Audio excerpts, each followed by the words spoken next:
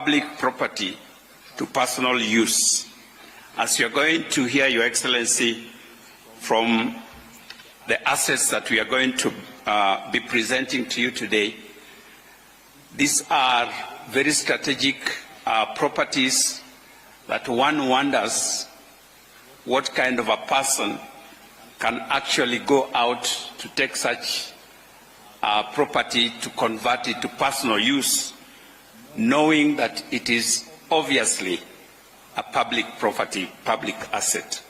But that's the audacity that some of our people in this country have in reaching out to convert that which belongs to the public to their private use. Your Excellency, there is no gainsaying that corruption remains the foremost concern for Kenyans. To this end, we have been listening keenly to your commitment and pronouncements on the